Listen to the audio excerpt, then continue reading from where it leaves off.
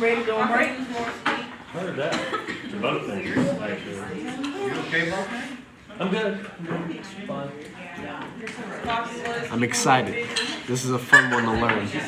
Your coffee mug is getting bigger. Oh, yeah, well, I'm happy with those. First you brought in two things, you brought in a bigger. Don't do that, because your birthday was just. You're 42? It's I swear to God, okay. that's your early 30s. Okay, I did too. I'm not even gonna lie. Nothing wrong with Good, that. thank you. How old are you? Still young enough. Yeah, 1981. How old am I? Mid to late 40s? Come on. you gonna say that? That's a, 22. I'll say 44. Please don't ask me your age. I am 67 years Girl, old. you are. Ain't no way. Y'all, it's just in the water. If only I could look that good at 67, I'd be doing all right. Yeah, you're okay. That's not what I was I was about to say, old enough to be my wife. How about that? Well, see, she's eating right, so that's one thing. Oh, yeah. That's good. I gotta start eating right. Anyway, Yeah, because the coffee. Hey, Vic still needs a coin. Always good. I didn't need any of that. I actually gave that out for, like, questions. Feel free to give it off for free. I'm gonna say it all gone now, so I apologize. The U.S. and the Great War. The Great War being World War I, which of course we didn't call it that until there was a World War II. This is, up to that point, the bloodiest, most horrific conflict in human history, surpassed only by World War II, a fact which would have been inconceivable to anyone who had any knowledge of this conflict, one that they called at the time the war to end all wars. They're lying to you. They're lying to themselves. See, they thought that there had been these generations of conflict between what are now the industrialized nations of Europe, going all the way back to Napoleon, if not before, in the great religious wars of the 16th and 17th centuries, and that this would be like the last one. It would involve everybody, and one or a group of nations would emerge ascendant, and then there would be peace. We know that was not to be. The seeds of an even greater conflict that we would now call World War II were sown in the end of this war. But again, they could be forgiven for thinking at the time that how could there ever be a conflict worse than this, a conflict that kills tens of millions of people, including civilians. So I'll talk a little bit about the war broadly and the fighting in the war before we get to America's involvement in the war. And I think that is probably where we will stop. I think this is one of those lectures where there's just too much packed in there, and we'll split it up into two. I think we got a day on the schedule to play with anyway. But causes of the war, origins of the war. I like to think about it as a powder keg metaphor. A powder keg at that time would have been a huge barrel of gunpowder that you can imagine building up over time and getting full. The idea is that all it would take is one little spark to ignite that massive metaphorical barrel of gunpowder into a gigantic metaphorical horrible explosion. I mention this metaphor because for our purposes, the underlying causes to me, the metaphorical gunpowder in the barrel, that's more important to me than the spark and the sort of chain of events. So,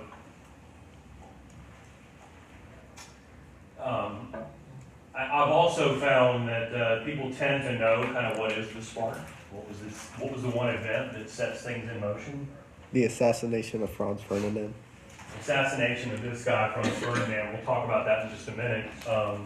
That sets in motion, again, a chain of events that brings us to this horrible conflict. But let's talk about underlying causes. First of all, I mentioned a moment ago, these are the industrialized nations of Europe and of the world. Industrialization.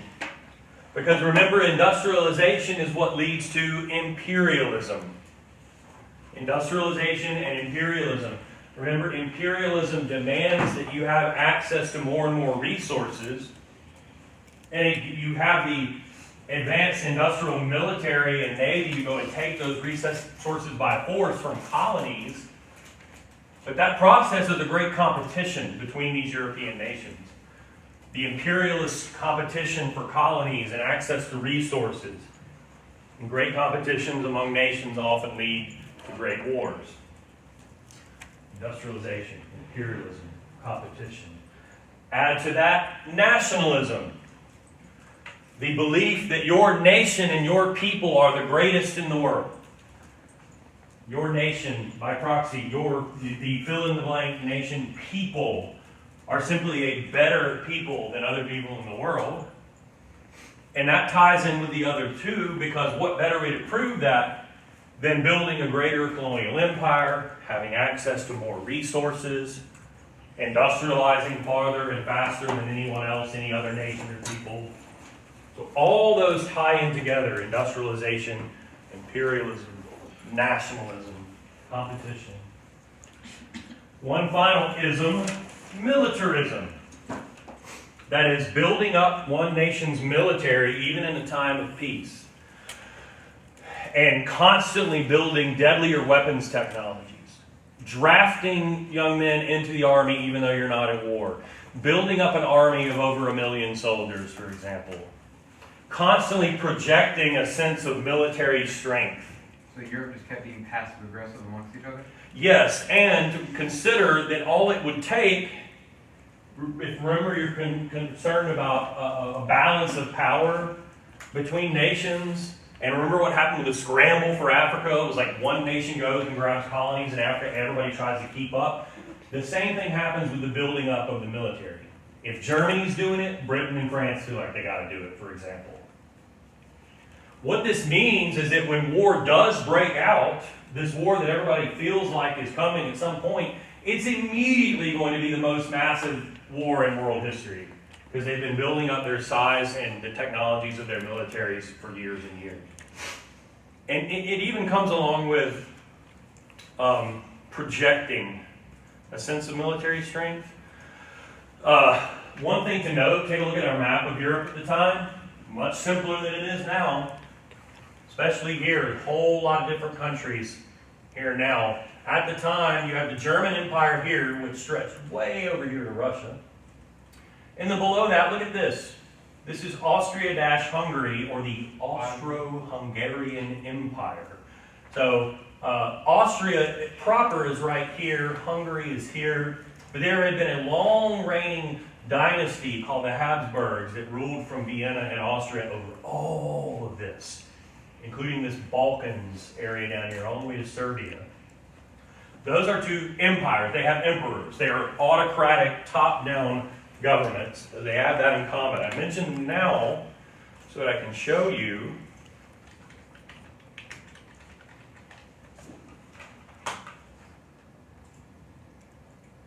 That's the Emperor of Austria-Hungary, Franz Joseph. Look at all the military garb, constantly in the military garb with the medals and whatnot, even though I don't have to tell you that guy not leading troops on the field of battle anytime soon at that age, but always. And if you don't think his facial hair is epic enough, how about Kaiser, not Permanente, The second. Kaiser is in Caesar or Emperor Wilhelm II. Yeah. Oh yeah. Kaiser Oh my basically just God. takes You the know, it's hard women- His C mustache is right in different. Latin and turns it into that. Yep, exactly. So, yeah. Czar technically does the same thing, just a little worse. Yes, Going up. all You know, derived from how that do you get it Latin. like that? Like, how you- So they're always projecting that military strength would be the point. Finally, in terms of underlying causes, I mentioned that the leadership of these countries kind of understand that some general great conflict is coming. And with that in mind, everybody is engaging in like secret, under the table, behind the scenes diplomacy. Every one of these countries has signed at least one secret treaty with some other country that says, hey, if you're attacked, we'll have your back and fight and help defend you, and you'll do the same for us. What that means is all it's going to take is one country to declare war on one other country for these dominoes to fall that are these secret treaties kicking in, and within a matter of days, the whole continent is at war. This also leads into the fact that a lot of people did recognize this and actively tried to stop it at every single turn after this. Yeah. And it just didn't work. No, yeah, there's a really robust history of people who understood not only that this could and would happen, but how terrible it would be, and tried really hard to avoid it. If you'll check out the Seminole Tragedy series by Extra History, it goes into a lot of detail on that. Yeah, and there's a guy, his students tell me about him all the time. I can't remember his name. Oh, Dan Carlin. There's a podcast called Hardcore History. He has a whole one on the Great War and talks a lot about those very same things. But let's talk then about the spark. And you guys correctly identified it as the assassination of this gentleman here. This is Franz Ferdinand. Wasn't he a dictator? He was an He is the Archduke. He is the son of this guy. He's the nephew. Oh, he's a nephew. Yeah. Okay. But he is the Archduke, so he is the next in line to succeed his uncle, Franz Joseph. Beard to look like that, like That's my question. Yeah, that's the, that's what do the they call only that? thing I'll ever The recognize about handlebar? anybody. Or no, the, Also, I don't think there were any dictators in goodness, Europe what is until that? after World War One. Oh. so, There was here, let's see. He edited it. Franz. So the assassination of Yeah, so look where he is. He's at a parade down here in Sarajevo, in the Balkans, in what is today Bosnia, right? And there he is with his lovely wife. They're about to be killed. Yeah, notice that it's next door to Serbia. This whole region down here along the Adriatic Sea, including Serbia, there are a great many people living there who are Slavic. Ethnically, they are Slavs. Let's just move him. And aren't they like north or south? They have like a great disdain for each other. Yes, so the gentleman who assassinated him is an advocate of Pan-Slavism. Remember Pan from Tecumseh, meaning united. In other words, he is an activist, someone who feels like the Slavs living here under Austro-Hungarian rule, under the rulership of the Emperor Franz Joseph, should be free and should have a greater unified Slavic state, perhaps even a greater Serbia, where they had self-determination or a government that they would approve of, as opposed to this Austrian emperor.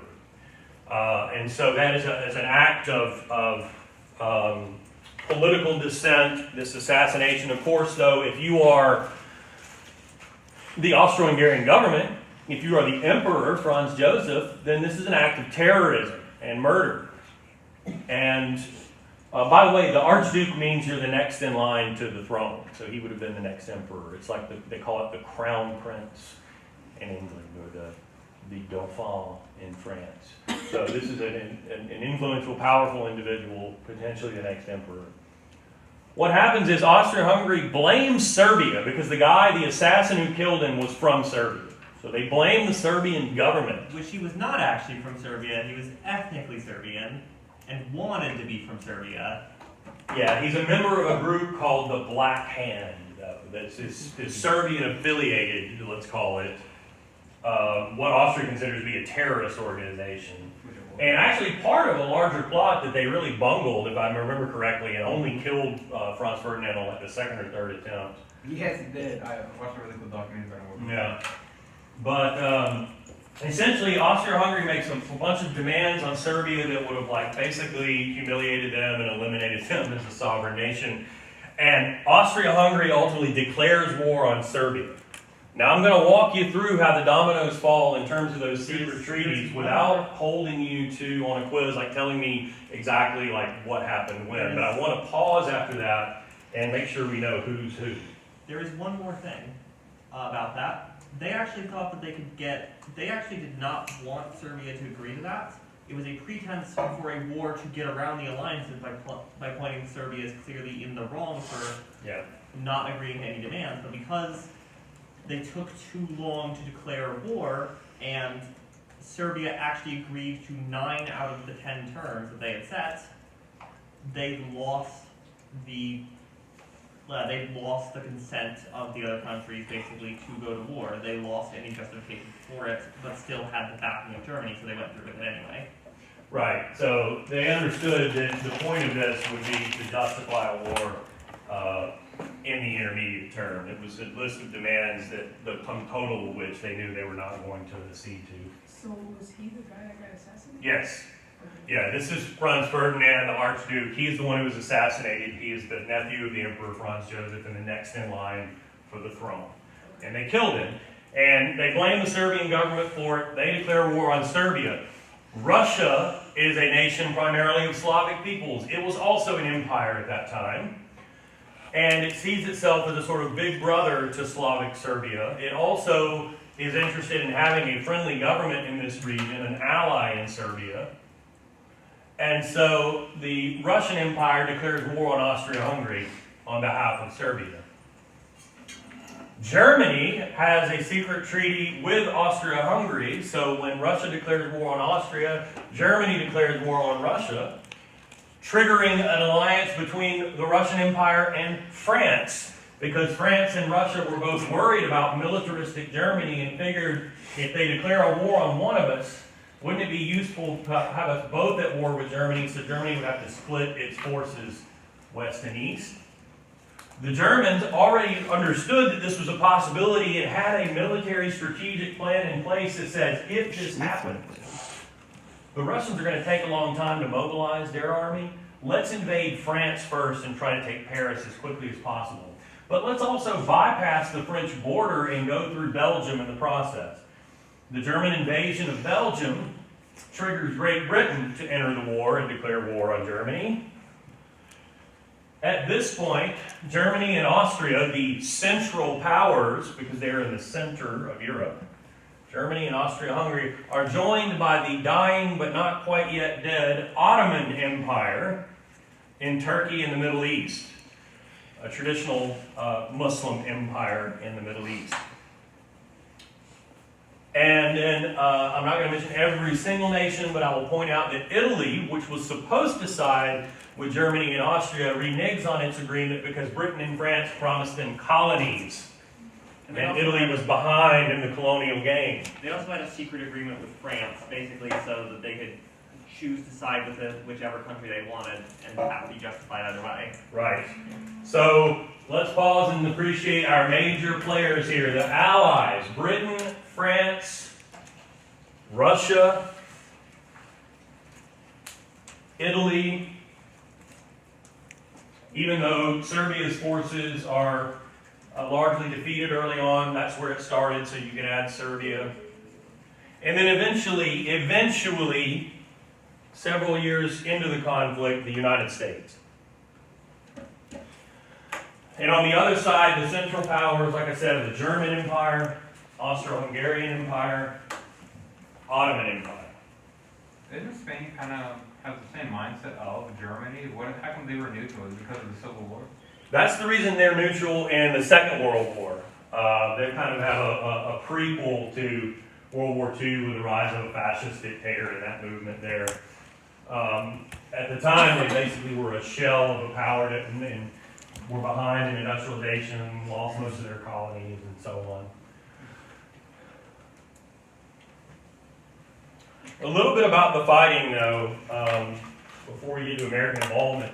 The fighting in this war is characterized more than anything else by stalemate and trench warfare. Stalemate means like a prolonged tie, a competition, a tug of war with no one winning or pushing the other very far one way or the other. It's a war for territory, and the line isn't changing. Despite fighting battles that last months and result in the deaths of hundreds of thousands of soldiers, the line or the front between these armies barely moves. And let's talk about really, just very briefly, where are the fronts? The Western Front is over here in the north of France and in Belgium, where the German army is taking on the armies of Britain and France. There's a front here where the Italians are fighting against the Austrians. There's a front down here where the Austrians are fighting against the Serbians, and then there's an eastern front where mostly the Germans are fighting the Russians. And of course, there's eventually fighting down here in the Middle East as well. But usually in our mindset in America, we remember the Western Front because that's eventually where American troops will go. Great movie. And again, there the line hardly moves. The entire war is fought essentially in the north of France. And if you see that aerial in the middle, those are the trench networks. And I mean networks. We're talking about hundreds of miles of trenches with supply trenches going back to rear trenches and more rear trenches and going miles and miles deep. And then reaching up to this. This is the front line. This is the other side's trenches. These are craters from bombardments. And this is what they call no man's land, which looks like this. Might have been a town, might have been a forest. Looks like hell. It looks like, yeah, hell or a moonscape, because it's been annihilated through constant bombardment. Speaking of which, why do we have these trench networks? Because of heavy artillery. What they would call the big guns, and look how massive these are. And they shoot exploding shells that at any point in time, these are miles away behind the front. But at any moment, that thousands of these guns could unleash hell anywhere at any time and annihilate anyone and anything that wasn't down in a trench. And honestly, if you're in the trench, you could still take a direct hit. And so they had bunkers in the trenches. But even if you're talking about a shell from one of these, it's so heavy it can only be moved by a railroad car that lands on a trench and you're in a bunker, you're gone anyway. So really, there's no hiding at all. It's just the trenches decrease the chance that you could be blown away at any point in time. And so these, more than anything, characterize the fighting in this war. And you can see it going down into the trench networks, and you would get down here and there'd be road signs like pointing this company this way, this is this way, because you get lost in these trench networks. See, that's why they had shell shot. That's why. Exactly. You're living with the constant threat of being blown away and having to engage in murderous assaults and defenses. They come back suffering from quote-unquote shell shock, which we would today call PTSD, post-traumatic stress disorder. Living in these rat-infested, muddy trenches. And think about, in terms of new weapons technology and these millions of casualties, think about a typical assault and how this would unfold. Let's say that the French and the British are going to assault the German lines. First thing that happens, for maybe a day or two straight, your thousands of big guns are going to just rain down on their trenches nonstop. Try to destroy as much as possible, kill as many people as possible. When that stops, of course, those soldiers in the trenches who did survive know at that point the attack is coming. So there is no element of surprise. Right? You assemble in a forward trench as right here, and you go over the top and out into this no man's land, which is a wasteland marked with dead bodies and dead horses everywhere. And you're jogging across no man's land, and then their bombardment starts. And so action item number one, try not to get blown away by their bombardment. I like how you say try like it's a decision. Exactly. That's a very good point. Like, hope. How about hope and pray that you don't get blown away. And you're falling into a crater here that's probably got water in it and maybe a dead body or two. Probably wish you could hide in there, but your commanders are forcing you forward. And then eventually you get relatively close to their lines. Let's say, perhaps though, you're lucky enough they did not deploy poison gas in those canisters. Mustard or phosgene gas that would burn you or choke you to death. Let's say this time that didn't happen. And you get close to their trenches, and now you're under fire, and not just rifle fire, now we have machine guns. And despite the fact that your side bombarded their side for 48 hours, the barbed wire that they have for 100 yards in front of their lines didn't get destroyed, it's just all mangled up. So you're trying to cut through or get over around barbed wire facing machine gun fire and rifle fire. And let's say you are successful in that and you get close. The Germans have developed handheld explosive that you could lob out over the trench at an advancing column of troops, grenades for the first time. They also have mortars, which are little artillery pieces that could be deployed by a small team anywhere on the battlefield to shoot an exploding shell relatively straight up in the air and down on advancing troops. Let's say, though, you get all the way to the other side's lines, you assault the actual trench, and now it's hand-to-hand combat. You have bayonets on the end of your rifles, stabbing, you might brain somebody with a shovel if you have to, that you use to dig a trench. Choking one another to death, looking around the corner of the trench and trying to shoot somebody before they shoot you, hope nobody throws a grenade in there, and so on. And after all that, you could capture a line or two of their trenches, but most of their soldiers fell back to another trench line and fell back to another. Their high command could deploy reinforcements to where you broke through. That might even include, by the end of the war, tanks, which are specifically designed to navigate the craters of no man's land and are armed with machine guns and that troops could hide behind. And maybe by that time, they're also accompanied by troops with flamethrowers, which could spray flame into the trench where you are and burn everyone alive. And you get driven back, all the way back across no man's land, back to your own lines. And this happens again and again and again. And you're talking about battles resulting in the deaths of literally hundreds of thousands of soldiers, and they just keep doing it. It's What more you just said about the surprising hundreds to of see. thousands of soldiers, how do they keep up with who died? 'Cause Well- they have you come home, tell your wives and kids, but it's just like, how do they?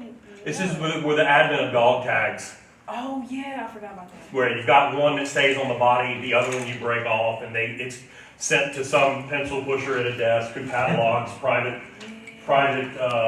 Herrmeister died at such and such place, or Private Dupont died at the Battle of the Somme on such and such day. Luckily, everyone died in one place in a trench. Yeah, right. And It's eventually not those. like chest. All this stuff is like chest. Yeah, it's pretty horrifying. Germans, by the way, also were the ones to realize, hey, we have aircraft. We're using them mostly just for surveillance, like to look at the trench lines. But hey, we've got bombs. Why don't we drop the bombs out of the aircraft? The bomber was invented for the first time.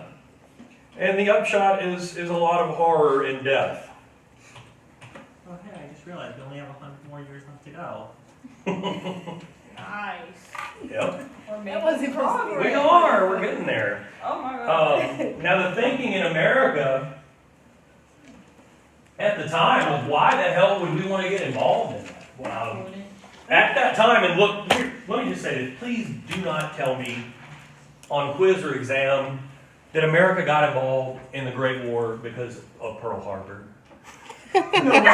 Every single time, more than one person does it. Yeah. That's World War II. That's Okay, so I'm not confused. it's years later. I was finna say. 'Cause That sound like World War II.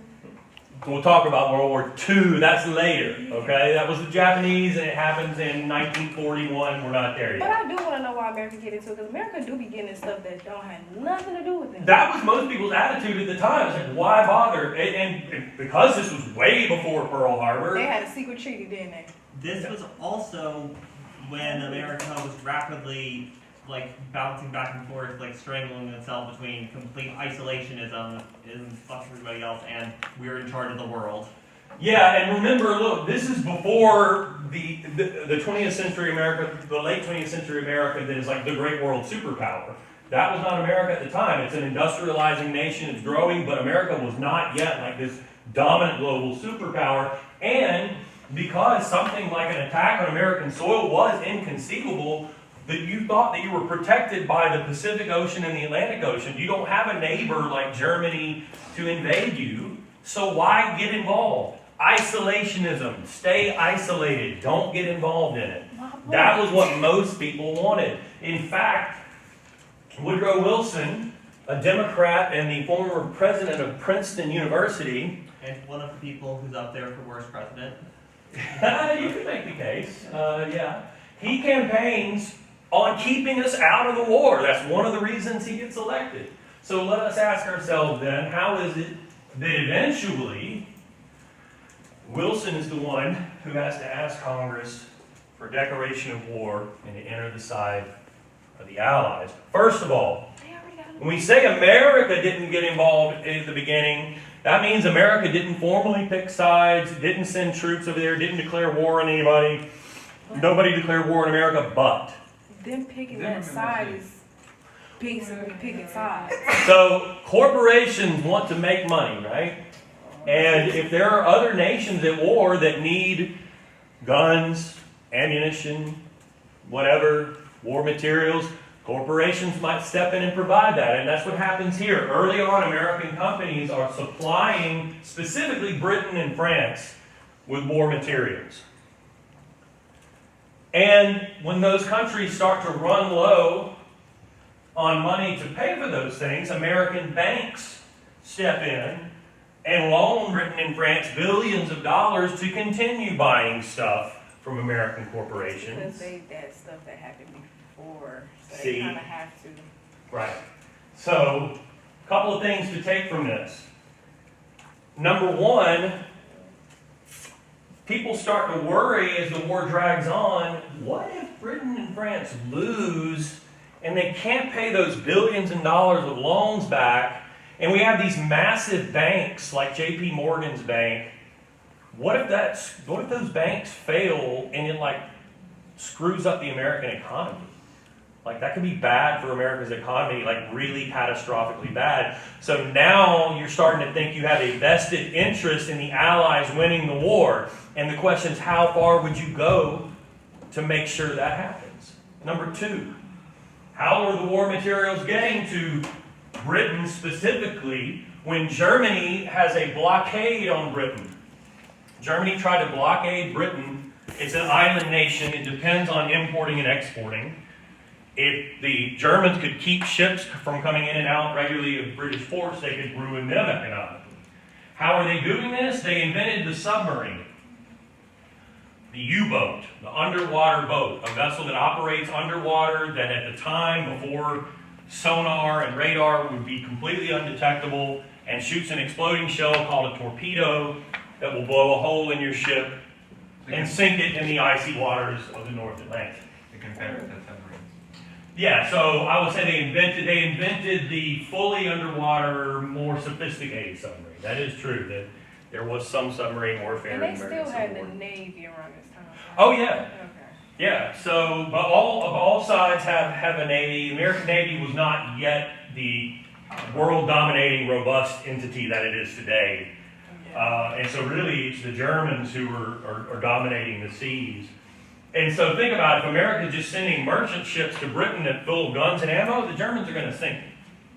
And they did that. And so what the Americans and the British end up doing is conspiring to hide war materials in the hulls of things like cruise ships that have actual passengers on a cruise on them. And the Germans know that too. And it's sort of call your bluff, like surely the Germans won't sink a cruise ship and kill hundreds of civilians. Well, they did. Including American citizens. And when your cruise ship goes down in the North Atlantic, you're going to drown or freeze to death. I bet they're like, what is going on? Yeah, and so the American government has to tell Germany, if you don't stop engaging in unrestricted submarine warfare, that is sinking any and all ships trying to get into or out of Britain, then we're going to have a problem. And of course, Germany's counter argument is you're hiding war materials in the cruise ships, that's fair game. Why don't we talk? Yeah, right? So do you see any guns? I don't remember sending any. Yeah, no, sure. It's just a cruise ship. What are you talking Just about? like on the Britain would I would have made it seem like they just killing people. Right, well, they did. That's exactly what they did. Britain after the Lusitania sunk, they actually sent bombs down to hide the weapons so they could be like, look, Germany killed these people. There was no weapons. Exactly what y'all are talking about. Right. And like, even if there are weapons, like it's still just like you're vaguely helping out people we don't like. This gives us free license to kill your civilians without consequences. Yeah, exactly. And the counter argument is no, it doesn't. And so there's this really tense period where everybody's wondering, will America join the war? And at that time, remember when we talked about industrialization and resources, they figured out how to run telegraph lines under the sea. And there was a line running across the Atlantic connecting London to America. And so if Germany, if their government wanted to send a telegram to, let's say, their ambassador in Mexico, the German ambassador in Mexico. It would go through London, but it would be coded, so the British couldn't read it unless they cracked the code. And they read the telegram from the German government to the German ambassador in Mexico that said, basically, you should talk to the government in Mexico and encourage them to invade America and to get the Mexican cession territories back. And if they do that, Germany will be their friend and ally and support them. The German government, in other words, is encouraging Mexico to invade America so America can't send troops to Europe. And the British intercepted and decoded the telegram. And of course, the first thing they do with it is hand it to the American ambassador in London and say, hey, look at this. Germany is encouraging your neighbor to invade you. So now they got. Right, so that doesn't improve diplomatic relations. And is one of the things, along with, you mentioned this terrible sinking of the cruise ship Lusitania and the killing of American civilians, that turns the tide of isolationism. And finally, Wilson will ask Congress to declare war. America joins the Allies. It sends over 2 million troops, with another 2 million remaining stationed in America. The 2 million who go over there, as they would say, are the American Expeditionary Force, which arrives at a crucial time for the Allies for two reasons. And one is that by this time, 1917, morale was awful. Years of that kind of fighting that I was talking about, and seeing your friends get blown to pieces or shot to death or otherwise killed and maimed, and having to do it again and again, it got to the point where some soldiers in the various armies at war are engaging in mutiny. They are not following orders anymore. That's where that term, I forgot what it's called, but they usually call them that when they run away from them. Mm-hmm. AWOL, yeah. You going AWOL or deserting? Yes, absolutely.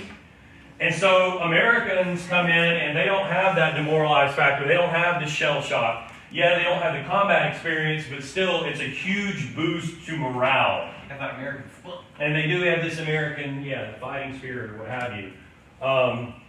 The other thing is Russia quit. Yeah. In 1917, we're going to talk about this. There's a revolution in Russia. The overthrowing of the Tsar. Oh, actually, two revolutions, and we'll talk about both. But the point is, the government that ultimately comes to power by the end of the year had promised people that they supported them, that they would quit the war. It didn't matter. You sign away territory to the Germans, give them money, whatever you want. We're done with this war. Is how unpopular it's become in Russia. So remember, Germany was having to fight a two-front war with Russia in the war. Now they're not. They can pull those troops from the east and bring them to the Western Front. So having an infusion of 2 million American troops, the U.S. Army and the U.S. Marine Corps, was absolutely vital to the Allied effort. I want to point out that there was a unit among the American Expeditionary Force. It was an all-black unit from New York City, Harlem Health. known as the Harlem Hellfighters. A group who was highly trained and ready to go to war, and that the American General John Pershing would not use in combat. Oh, they standing like them like this. Because of just racism. Didn't want to use these black troops in battle. Didn't trust them. Not going to fight well. Learning of this, the French general in charge was like, we'll take them. Give us that troop strength. And the Harlem Hellfighters ended up fighting under French command in the Great War, and fighting with such great distinction that the entire unit is awarded the French Croix de Guerre, or basically the equivalent of the Medal of Honor. It's a movie on them. And what's his name? Don't tell me his name. What is it? Anybody else remember? No. Just take a moment, it's okay. And you gonna look it up? I know that it was in Battlefield, the game. Yep. You play games? I used to. It's not actually called that though. Okay. It's something 7. I forgot what it's called. But all we gotta do is have Washington in it. We'll have to figure it Yeah. out. It's good. Other thing about that, and we'll talk about jazz in the next lecture, talking about the 20s, the Harlem Hellfire unit had a band, and when the unit was not fighting at the front and they were off duty in Paris, the band would perform and just blew the French people away with jazz music. Nobody in Europe had ever heard jazz. And it incites like a mass arts movement where France is just obsessed with jazz and African American culture more broadly. The French actually love the Harlem Hellfighters. Exactly, yeah. They call the Harlem Hellfighters are actually they're named by way of the Germans, not by way of any of the sides they fought with. Supposedly, and this may be apocryphal, but the Marine Corps, it's part of their lore. The United States Marine Corps supposedly fought so bravely and valiantly at the Battle of Belleau Wood that the Germans called them the Teufelshunden, or the Devil Dogs. So the Marines. I'm like, what did you That's do? not true. That didn't happen. They named themselves. Yeah, there's a debate as to whether that actually happened or not. Yeah. Yeah, So, but they still, Marines will still call Given them what the Devil Harlem Dogs. Hellfighters did to the Germans, I am much more willing to believe their nickname. Yeah, exactly. They were not messing around. What about at home during the war? What we see is, remember our pendulum that will swing in American history, like in the Gilded Age, from laissez-faire or let them do, or a government approach to let the economy kind of run itself and not to regulate corporations or big business.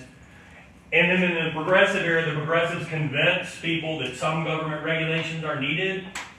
This is an extension of that, where we're going to have significant government regulations because this is what they call total war. A total war requires the total or full mobilization of a nation and its resources, including its people and its economy.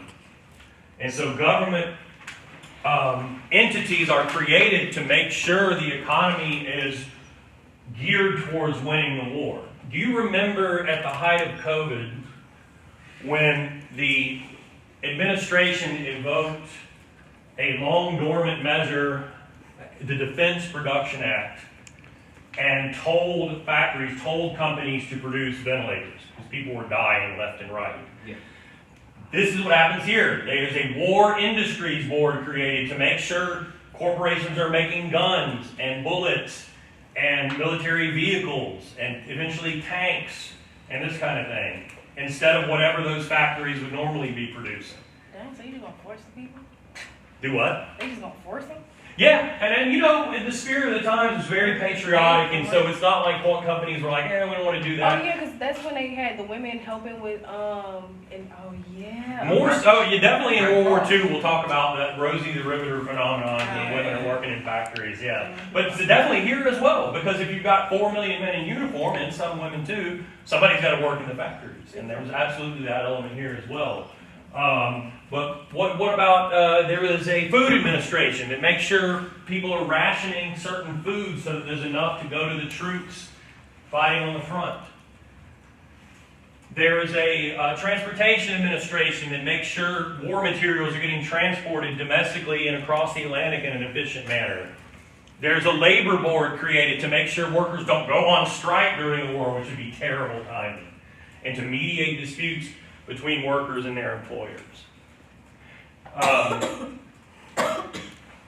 then there's a commission created by Wilson's administration called the Creel Commission, C-R-E-E-L, that's put to the task of engaging in a great patriotic campaign that is putting out all kinds of information to get people to support the war effort. Remember, in a country where most people have been isolationists, how do you convince people to support this war effort? So they send around speakers to give little speeches in every city and town saying, support this war, it's a war for freedom. The idea was to couch this from the very beginning as a war for freedom and democracy, to focus on Britain and France because they're liberal democracies, and to characterize the German Empire and the Austro-Hungarian Empire So they as gonna lock. as evil autocratic governments. It's a massaging of the truth.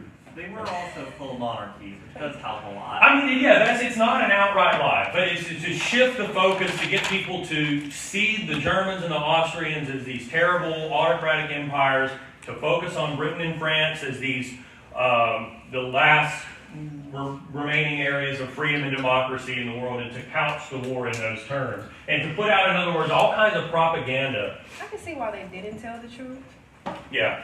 like all the way the truth. Right. If you told them that. Well, very rarely is the case, right? Yeah, because if you told them that, they kind of would like freak out. Yeah. I mean, who would, not everybody would go and fight a war if it was just a capitalist, imperialist war for power, But right? knowing that you got weapons on something like a cruise, that would scare the. Yeah. So you put out all this propaganda, and I mentioned the Food Administration puts out these two, among many others. This is to encourage rationing. Save wheat, use more corn. Save meat by eating more fish and beans for protein. Save fats, use just enough. And save sugar, use syrup instead. And serve the cause of freedom. Tying the rationing together with this idea that it's a war of freedom and democracy. This one, and consider this too, why this propaganda campaign is so important. America has always been a nation of immigrants. The only thing that changes is where the immigrants are from at any given time. And at that moment in America, there are German Americans, there are Austrian Americans, there are Americans who trace their roots to everywhere, especially in Europe. How do you get those people all united in a common effort? My ancestors are from Germany and Czechoslovakia, so really in the boat that one. Absolutely. We'll talk about Czechoslovakia before this is over, maybe. We'll see. So this one says, it's got the Statue of Liberty, and these sensible immigrants or children of immigrants. You came here seeking freedom. You must now help to preserve it. Wheat is needed for the Allies. Waste nothing. Now, the other side of a propaganda campaign, you've got this positive side of trying to encourage support for a war for freedom and democracy. The flip side of that is demonize the enemy. And especially the Germans. Everybody is really labeling a lot of blame on the Germans. So look at this. Halt the Hun. The Huns were a quote-unquote barbarian people who migrated into Germany. This one just spells it out for you. It seems like the go-to propaganda thing for anything vaguely east of us that is not China is compare them to someone from Mongolia. Yep. Which is like they did it with the Huns, and now they actually did it with Russia. Yeah. That started the war. Which is only, vaguely racist, right? But notice what's happening here. American soldiers stopping the German soldier from raping this poor, innocent woman who always, in addition to representing that real threat, is a sort of a reference to the raping of freedom. The woman always represents freedom. And note that the same thing is happening here. Destroy this mad brute. And the German soldier is depicted as an ape. And this goes hand in hand with all of these rumors about, and let me not diminish that any time there is war, including the atrocities in Ukraine that have been committed, things like raping women and children and stuff like that, atrocities will happen and did happen. But there were all these outlandish rumors that the Germans were systematically raping women in Belgium and murdering babies and this kind of thing. And that kind of government propaganda would tend to support those kind of outrageous rumors, which people then would tend to believe. Yeah, that poster actually gets parodied quite frequently. That's this one. Yeah. The Germans didn't really help their case when, in the beginning of the war, they had helmets with spikes on them. Yeah, I mean, you can kind of see that very looking helmet there and there. So it's a bad time, by the way, then to be, German American. And let's say one of those Pennsylvania Deutsche who'd settled there and over the years in the wheat business and started a brewery or like a pretzel company. And people are like, screw you, you're a terrible German, I don't want to buy your stuff. This helped lead to a lot of pro-Nazi Germany sentiment among German Americans in the U.S. Yeah, we'll talk about those kind of connections for sure. What about the Germans in World War II that were called back to the motherland by whatever German term it was? Yeah, that phenomenon as well. So you always have to consider that there's that kind of element. And here it reaches the point of absurdity when they do things like stop calling German toast. And so what do we call our breakfast toast with syrup now? French toast? That one stuck. One that didn't stick was, we don't want to call it sauerkraut anymore. That's a very obviously German name, so they started trying to call it freedom cabbage. I heard of that. If that sounds crazy, you know, you guys were very young when this happened, maybe not even alive, but in the early 2000s, when the United States was going to war in Iraq, they were trying to build a coalition of nations to support it, and France would not support us, and people got really butthurt and angry at France. And starting in the cafeteria of the U.S. Congress, but spreading all over America during that time, restaurants stopped serving French fries and started calling them freedom fries. Oh my god. Freedom Call them fries. Belgian fries, 'cause that's Which is where they're from, right? Yeah. So anyway, That's awesome. yeah. So Freaking Frank. obviously there are people at that time who, despite the government propaganda, did not support the war effort. And some of them are very vocal about that. And that would include people like Charles Schenck and this man, Eugene Debs. They would, for example, Schenck goes around distributing pamphlets that say, do not enlist. If you get drafted, don't go. This is an unjust war. It's not what they're telling you. It's not really a war of freedom and democracy. I mean, He wasn't wrong. he's not.